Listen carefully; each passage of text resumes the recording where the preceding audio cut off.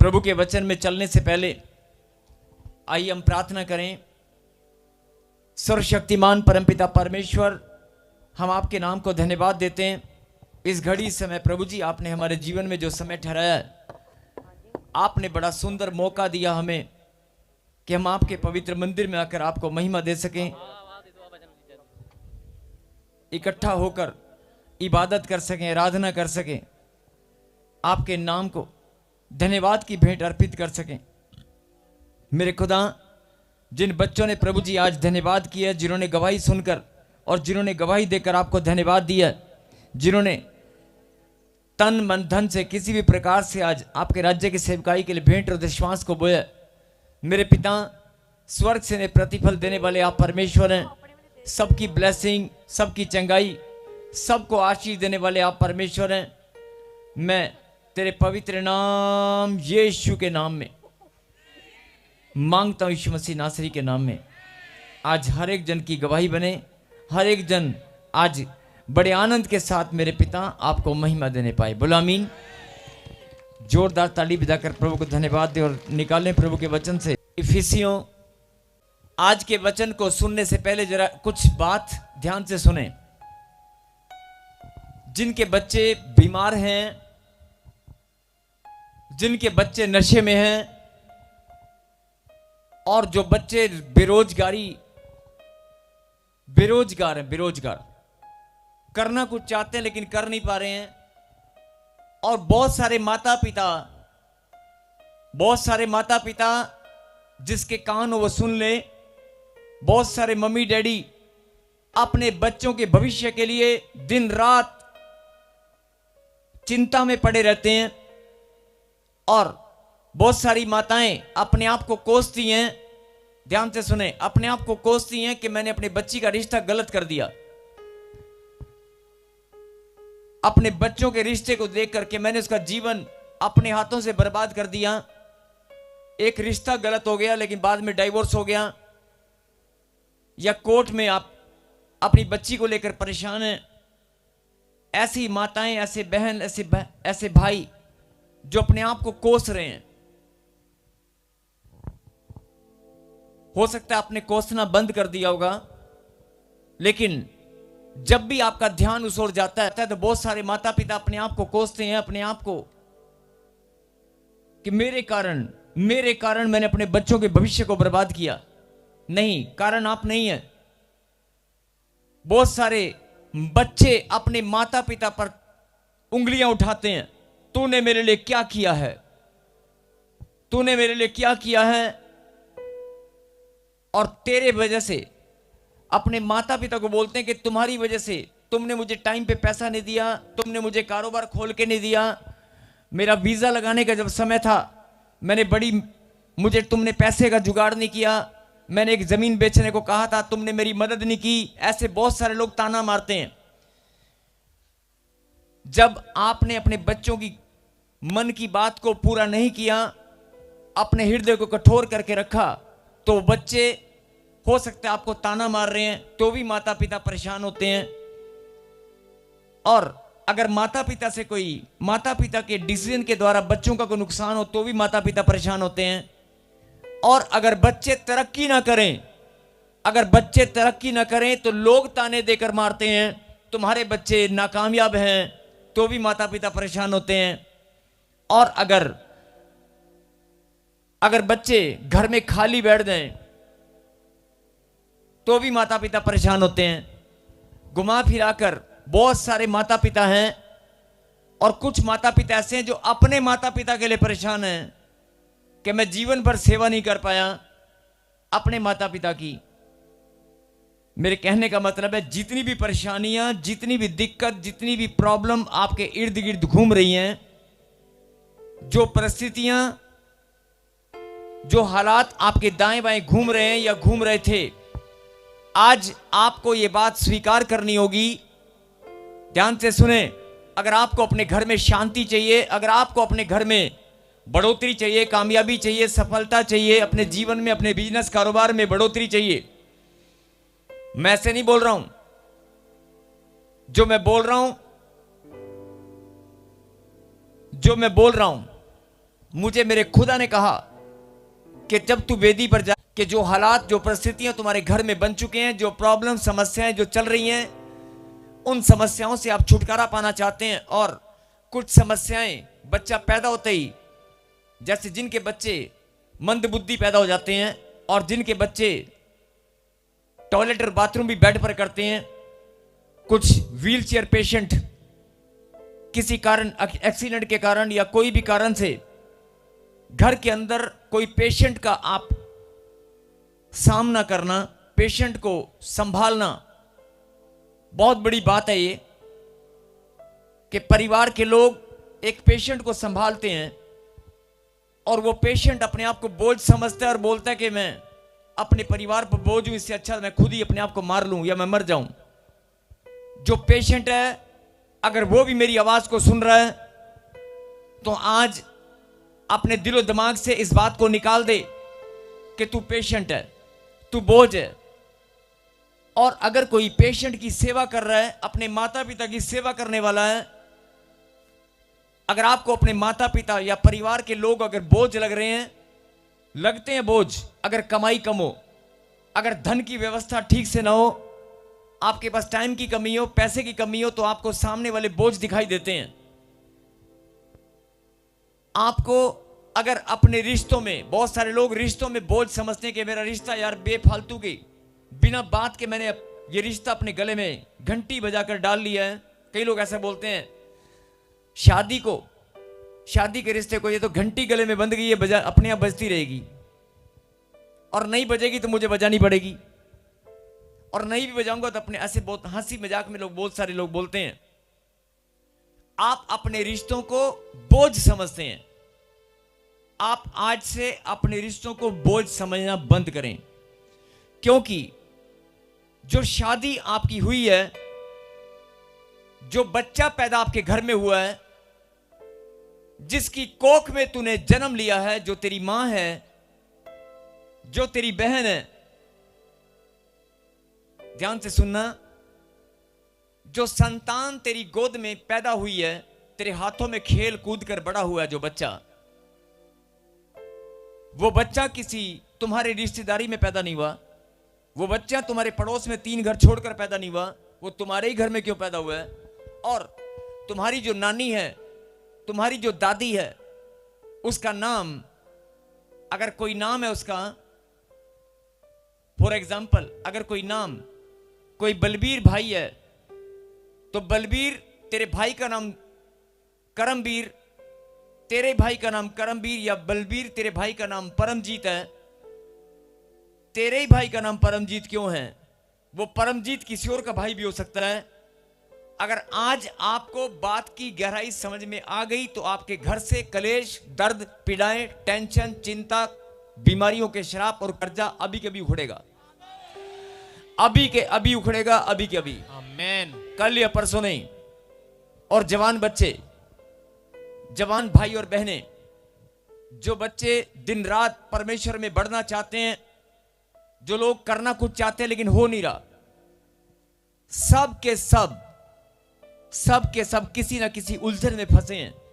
और परमेश्वर के पवित्र नाम को महिमा देने वाले बच्चे, परमेश्वर में अपना जीवन समर्पित करने वाले बच्चे, जिन्होंने परमेश्वर को अपना जीवन सौंप दिया है, अगर परमेश्वर को अपना जीवन सौंपने के बाद भी तुम्हारे जीवन में उलझने हैं तो बड़ा गंभीर विषय है ये। फिर सकें हालेलुया। हो सकता है आपको बात समझ में ना आई हो, मैं रिपीट कर रहा हूं, जरा ध्यान से सुनना।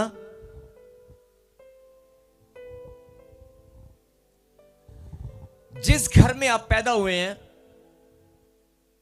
बहुत सारे लोग ऐसा सोचते हैं कि मुझे किसी अमीर घर में पैदा होना चाहिए था, मैं इस घर में पैदा क्यों हुआ। और बहुत सारे लोग ऐसा सोचते हैं कि मेरे जीवन में ये हालात कब सुधरेंगे।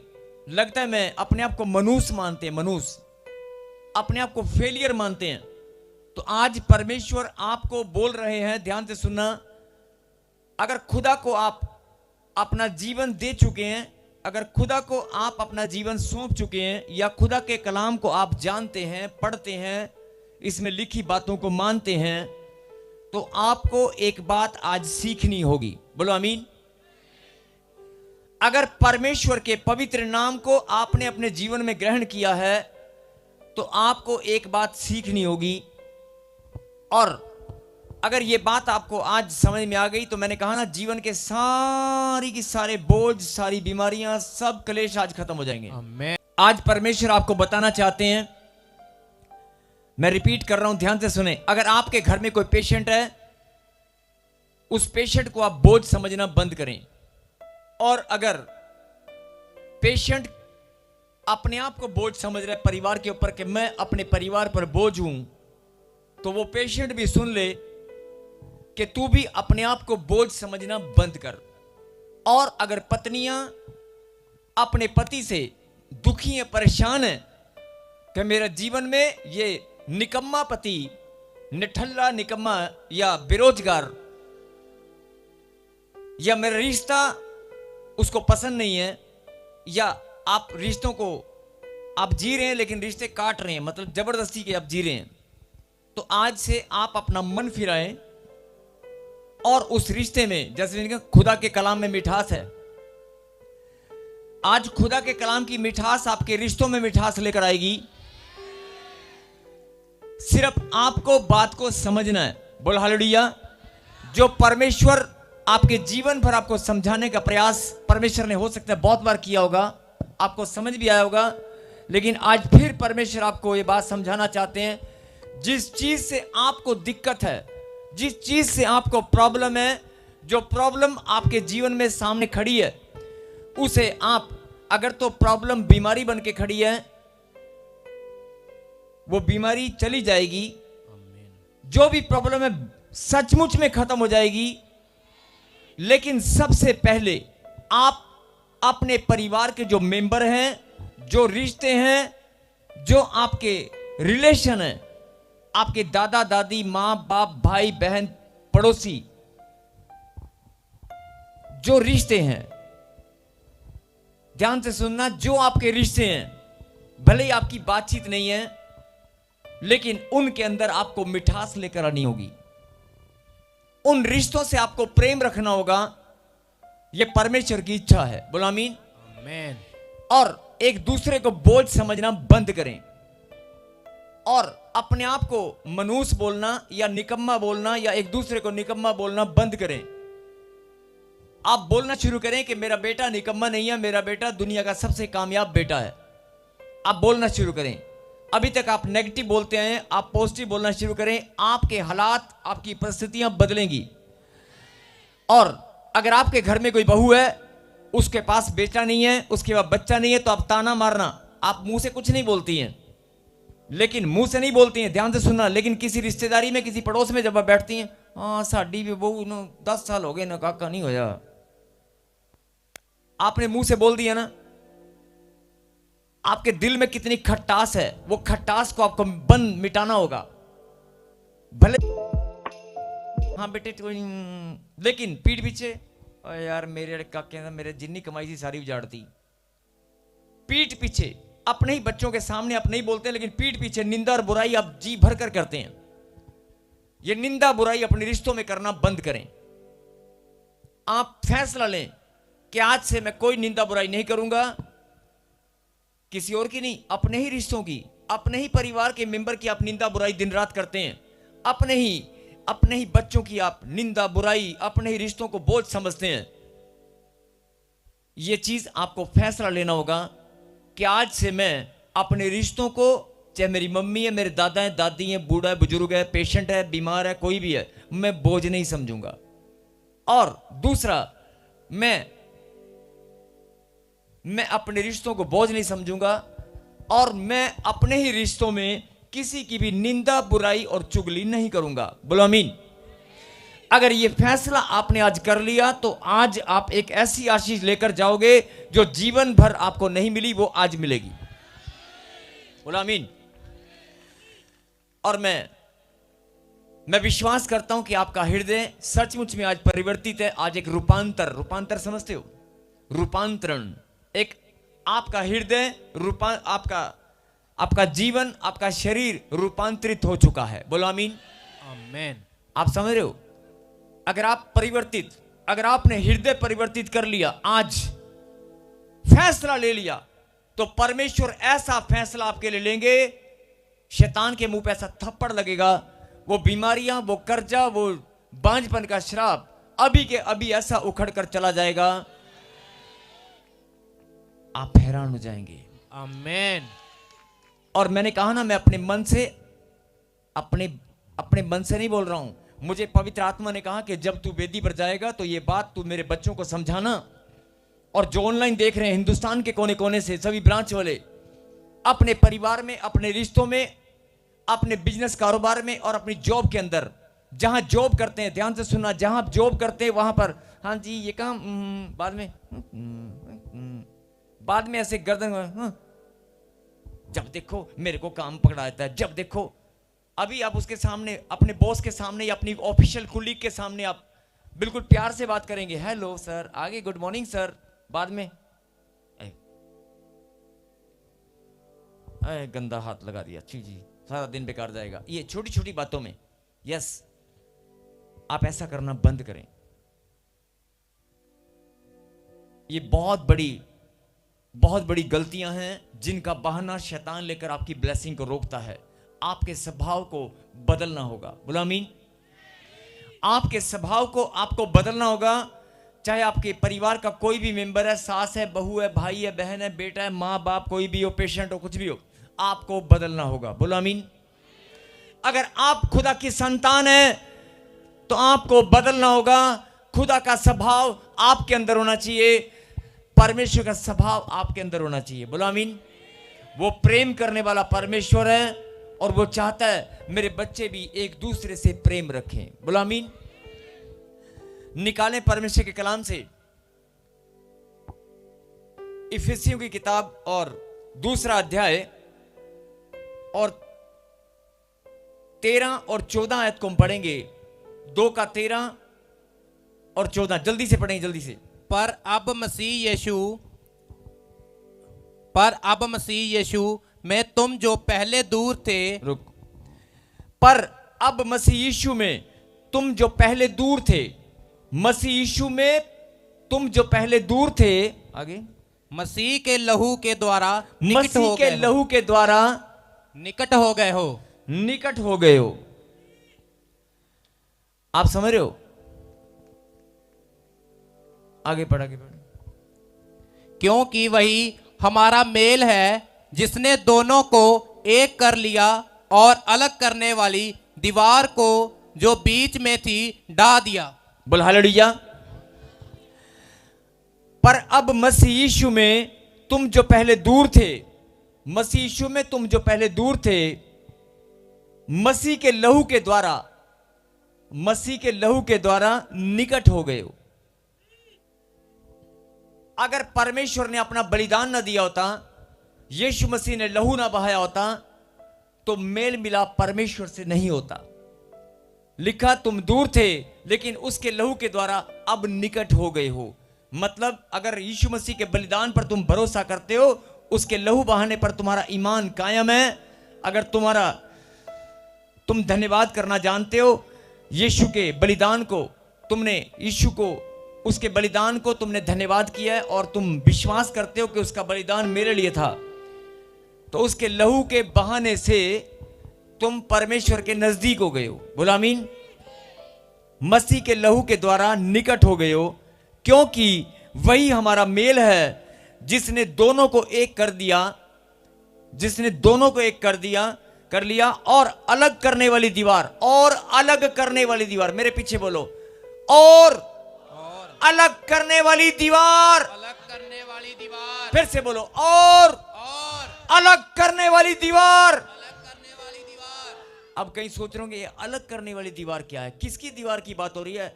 भाई भाई की दीवार तो बात नहीं हो रही, घर के अंदर कंधे हो जाती हैं दीवारें, रिश्तों में दीवारें हो जाती हैं, बिजनेस कारोबार में, सोच विचार में, भाई भाई में। जरूरी नहीं है कि दीवार खड़ी हो। आपका मुंह इधर है, मेरा मुंह इधर है, दो भाई आपस में अगर विचारों में गड़बड़ है तो विचारों के बीच में भी शैतान 1 मिनट के अंदर दीवार खड़ी कर देता है। आज कौन सी दीवार की बात हो रही है? क्योंकि वही हमारा मेल है जिसने दोनों को एक कर लिया और अलग करने वाली दीवार को बीच में से ढा दिया। अलग करने वाली दीवार कौन सी है? जिसने परमेश्वर से हमें अलग करके रखा था। जिसने ऐसी दीवार जिसने परमेश्वर से दूरियां बना के रखी थी, ऐसी दीवार यीशु मसीह ने उस दीवार को ढा दिया है। आमीन। मैं नहीं बोल रहा हूं, खुदा के कलाम में लिखा है। यीशु मसीह ने अपने बलिदान के द्वारा, अपने लहू के द्वारा मेल करा दिया, और जो दीवार थी परमेश्वर के साथ मेल मिलाप सीधा हो गया। जो दीवार थी, दीवार मनुष्य परमेश्वर के समीप नहीं जा सकता। परमेश्वर के और मनुष्य के बीच में एक दीवार थी, लिखा है वो दीवार यीशु मसीह ने ढा दिया है, खत्म हो चुकी है। और अभी भी अगर तुम्हें समझ में नहीं आई, जो दीवार थी वो खत्म हो चुकी है। परमेश्वर आपसे मेल मिलाप करने वाला परमेश्वर है। और पढ़ेंगे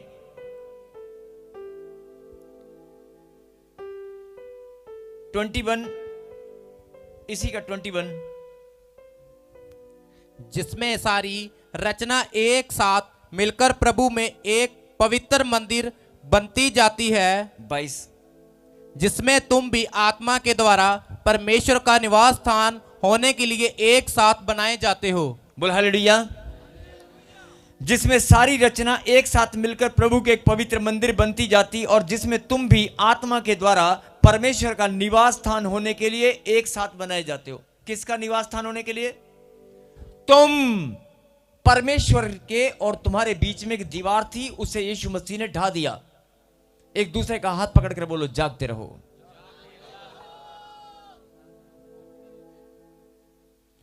एक दूसरे का हाथ पकड़ के बोलो, जागते रहो।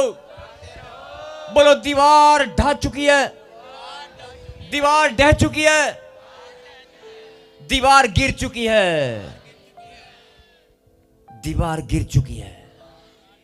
अभी लगता है कईयों को समझ में नहीं आ रहा होगा, अभी देखना समझ में आएगा। दीवार गिर चुकी है। लिखा आत्मा के द्वारा, तुम भी आत्मा के द्वारा परमेश्वर का निवास स्थान होने के लिए। किसका निवास स्थान? तुम। हाँ, तुम्हारी बात हो रही है। अंकल जी, ए भाई, ए अंकल, ए भाई, हेलो, ओ अंकल, ए सर, सिस्टर, बहन, मम्मी, डैडी, भाई, बहन, सब तुम्हारी बात हो रही है।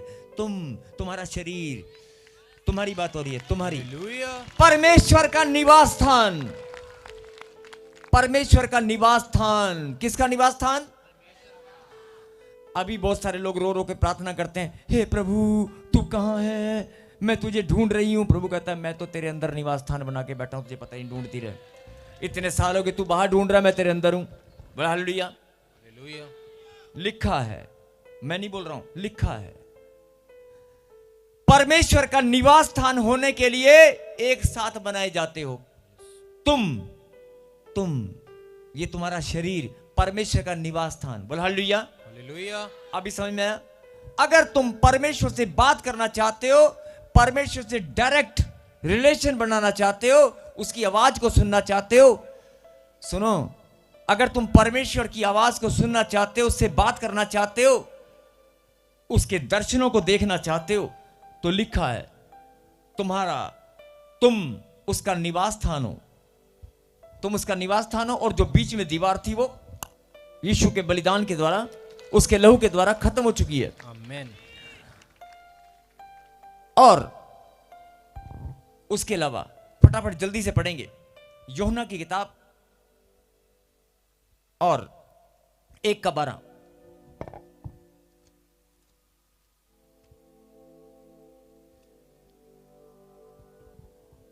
एक का बारह जल्दी, यूहन्ना का 1:12। परंतु जितनों ने एक मिनट, बोला हालेलुया। हालेलुया। अभी वचन शुरू करने से पहले एक बात परमेश्वर ने आपके सामने रखी कि अगर तू निंदा, बुराई, चुगली पर लगाम लगाए, अगर अपने स्वभाव को तू बदल ले, अगर अपने स्वभाव को तू बदल ले और छोटी छोटी बातों में अपने ही बच्चों की, अपने ही परिवार की, अपने ही लोगों की तू निंदा बुराई करना बंद कर, अपनी पत्नी, अपने भाई बहन, अपने बच्चों को कोसना डांटना बंद कर।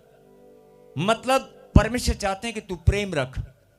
और अगर तू ये फैसला ले ले कि आज से मैं प्रेम करने वाली बनूंगी, आज से मैं प्रेम करने वाला बनूंगा, तो परमेश्वर ने आपको एक क्या बताया कि यीशु मसीह के बलिदान के द्वारा जो दीवार थी वो खत्म हो चुकी है। आमीन।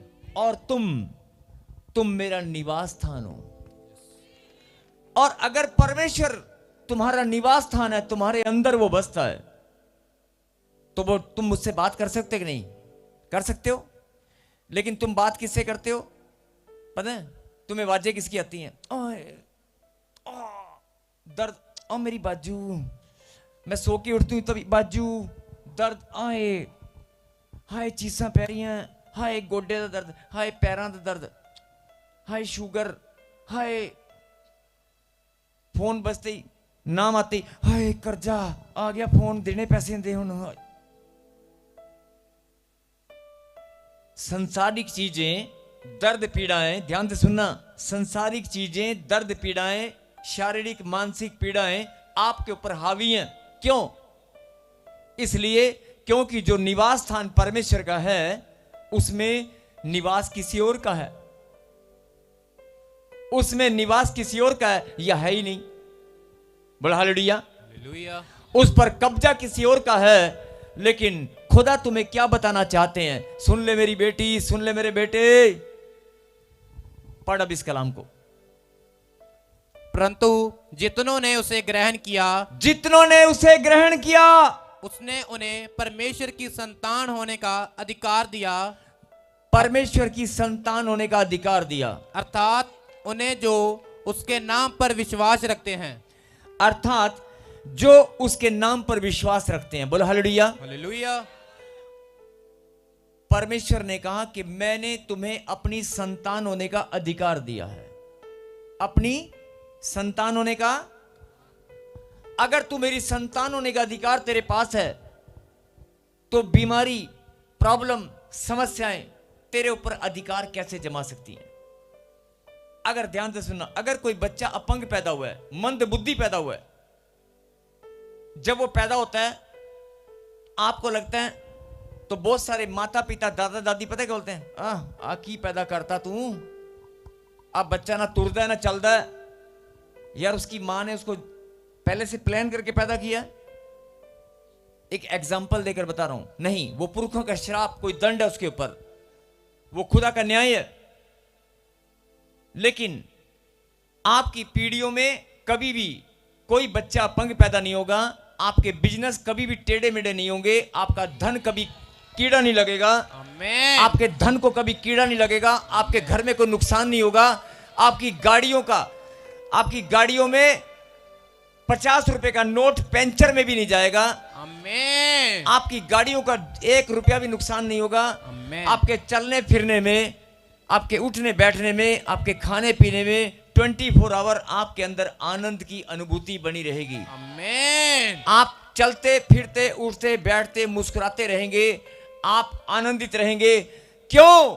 क्योंकि खुदा की संतान है आप। बोलो हालेलुया। हालेलुया। आपने अधिकार किसी और को दिया है, आपके ऊपर अधिकार कोई और जमाए बैठा है और वो कहता है मैं शुगर हूं, मैं सर्वाइकल हूं, मैं तेरी गर्दन में घुसकर बैठा हूं, मैं सर्वाइकल हूं, मैं नहीं निकलूंगा, तू डॉक्टर पे जाएगी, मैं पैसे बर्बाद कराऊंगा, मैं तेरी रिपोर्ट कराऊंगा, मेरा अधिकार है, तेरी गर्दन मेरी है, तेरी आंखें मेरी हैं, ये चश्मा मेरा है। आपका ध्यान कभी नहीं जाएगा। लेकिन जिस दिन आपने फैसला ले लिया, नहीं मैं तो खुदा की बेटी हूं, मैं खुदा का बेटा हूं, अरे हट, तेरा अधिकार मेरे ऊपर कैसे हो गया? जब आप ये अधिकार से उसको डांट देंगे, प्रार्थना में मौजूद बनेंगे, वो अपने आप घुटने टिकाएगा। आमीन। और एक और बात, अगर आपके गांव में, जरा ध्यान से सुनना, आपके गांव में बड़े किसान का बेटा, बहुत बड़े जिम्मेदार का बेटा, या सरपंच का बेटा, या कोई अधिकारी का बेटा, किसी ऑफिसर का बेटा, या किसी धनी व्यक्ति, बड़ी फैक्ट्री का मालिक है, उसका बेटा एक नवी मोटरसाइकिल लेकर जब आपके सामने से निकलेगा, कैसे छाती चौड़ी करके निकलता है वो गांव में, शहर में, आपकी गली मोहल्ले में, आपको पता है? ध्यान से सुनना, अगर कोई अधिकारी का, सरपंच का बेटा आपके गांव में या बड़े जिम्मेदार का बेटा निकलता है, उसके साथ 4-5 उसके दोस्त होते हैं गाड़ी में, ऐसे ठाठ से निकलता है कि नहीं, और आपको पता होता है कि हाँ ये बड़े अधिकारी का बेटा है। और अगर कोई अधिकारी का बेटा होगा और उसके साथ अगर कोई झगड़ा भी हो गया तो आप पीछे हट जाएंगे, नहीं नहीं यार ये बड़े अधिकारी का बेटा, मैं इसके साथ पंगा नहीं लेने का। होता है कि नहीं ऐसे? छोड़ो यार, जाने दो। होता है कि नहीं? अरे ये बड़ा धनवान है, बड़े पैसे हैं इसके पास, कौन इनके साथ पंगा लेगा, छोड़ो ना यार। यही तो बात समझनी है। अरे तुम परमेश्वर के संतान हो, तुम्हें भी ऐसे चलना चाहिए, आपको भी ऐसे चलना चाहिए। अरे शैतान, एक सरपंच का बेटा, एक एमएलए का बेटा, एक अधिकारी का बेटा सीना फुलाकर चलता है, और तुम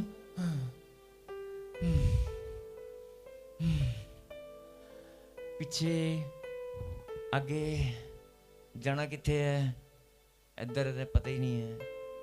अरे तुम जब अपनी बुलाहट को पहचान लोगे, अपने चुने जाने को पहचान लोगे, तुम्हारा शरीर, तुम परमेश्वर का निवास स्थान हो, तुम परमेश्वर का निवास स्थान हो, और तुम्हारे पास अधिकार है, लिखा है, तुम्हारे पास अधिकार है, लिखा है, लिखा है कि नहीं?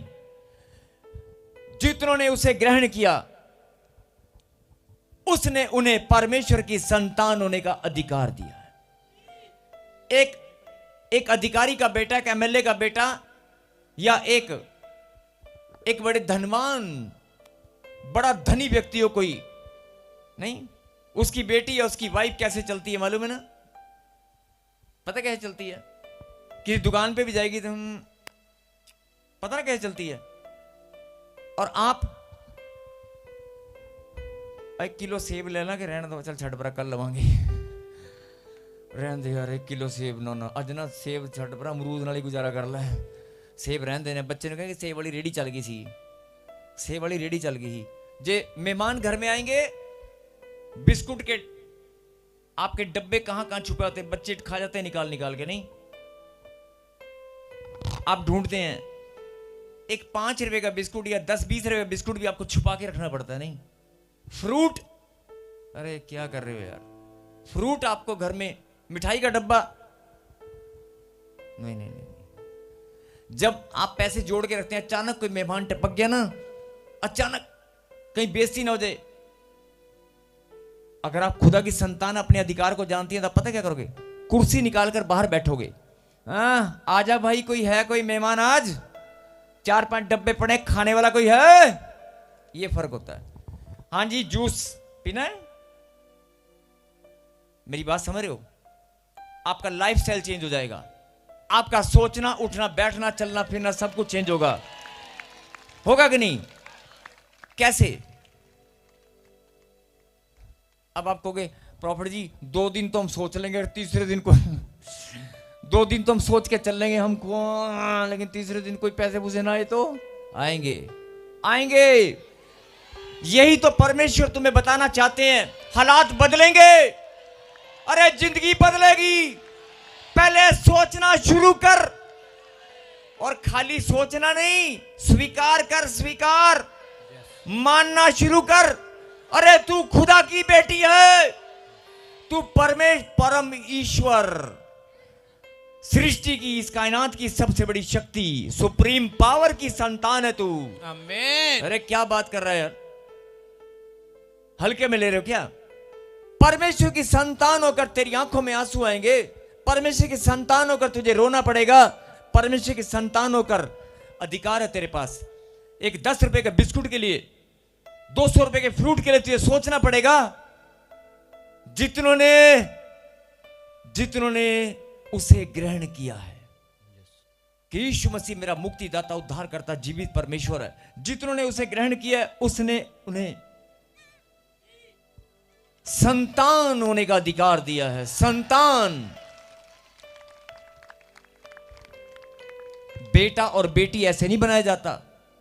और ध्यान से सुनना, अगर कोई मजदूर दिहाड़ी करने वाले की बेटी अगर घर में आ जाए ना, उसके पास 5 रुपए भी ना हो ना जेब में, और जब बेटी की विदाई का टाइम हो, वो 10 मिनट में ना जुगाड़ करके लाएगा, पड़ोसी के से इधर से उधर से कहीं से भी 100-200 रुपए लेकर आएगा, बेटी को खाली हाथ नहीं जाने देगा।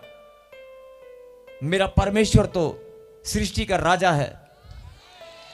अगर उसकी बेटी उसके पास आई है तो तुम्हें खाली हाथ जाने देगा? बात समझ रहे कि नहीं? तुम्हारे पास अधिकार है, और उस अधिकार से, लेकिन आपके शरीर में कई लोग पता क्या बोलते हैं, प्रॉपर्टी बाकी सब ठीक है, मैं ना अपने हस्बैंड ना, मेरे हस्बैंड ना बस वो दारू की बोतल ही लेके ना बैठा रहता 24 घंटे, और दारू छुड़ा दो जी होती।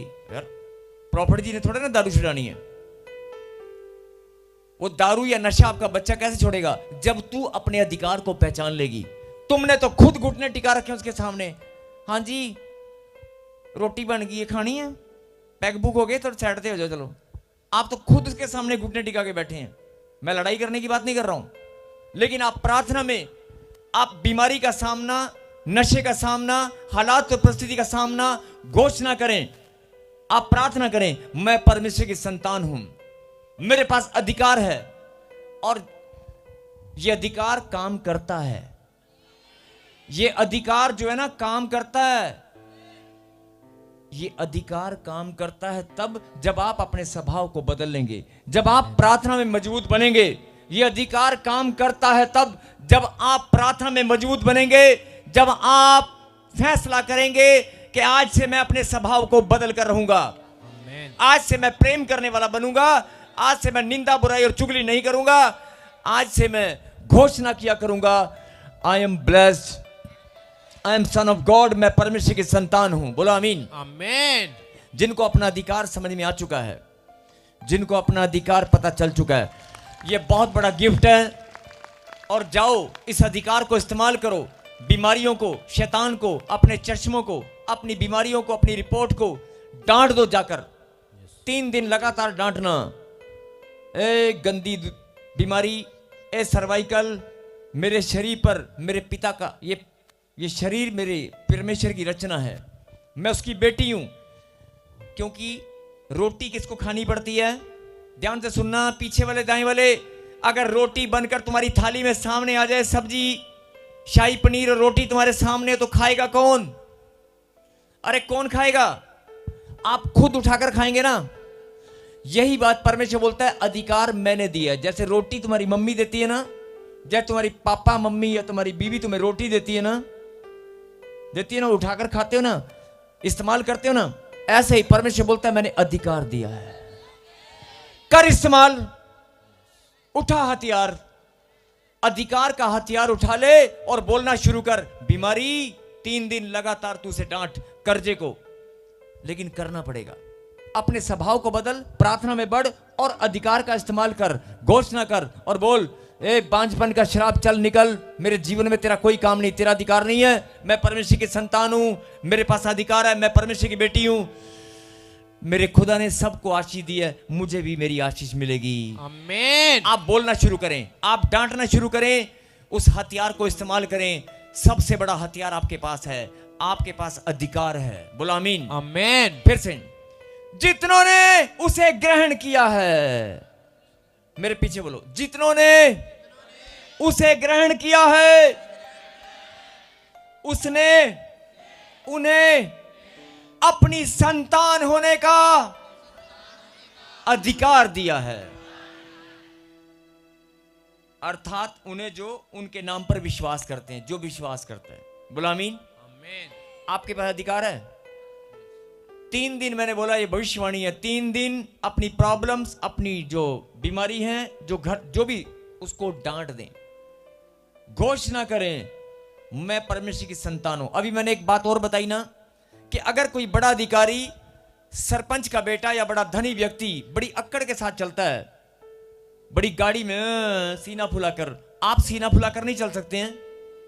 मैं परमेश्वर की बेटी हूं, मेरे घर में बीमारी नहीं आएगी, मुझे 200 रुपए की सेब लेने के लिए सोचना नहीं पड़ेगा, अपने बच्चों के लिए मुझे सोचना नहीं पड़ेगा। बिस्कुट का पैकेट अगर मेरा बच्चा मांगेगा तो मैं चॉकलेट भी लेके जाऊंगा, मुझे सोचना नहीं पड़ेगा। मैं परमेश्वर की बेटी हूं, मेरे पास धन चल कर आएगा, मेरे खुदा ने धन वाले स्वर्गदूत भेज दिए हैं, मेरे कर्जे का श्राप टूट चुका है। आमीन। मैं परमेश्वर की बेटी हूं, मेरा परमेश्वर राजा है, राजा, मैं राजा की औलाद हूं। आमीन। अगर राजा की संतान है तो वो राजा की संतान कौन होती है? वो गरीब नहीं होते। अधिकार का इस्तेमाल करें। जैसे क्लास में एक क्लास वर्क दिया जाता है ना, घर जाकर हर स्कूल में एक होमवर्क दिया जाता है कि ये होमवर्क है, घर जाकर आपने होमवर्क करके लेके आना है।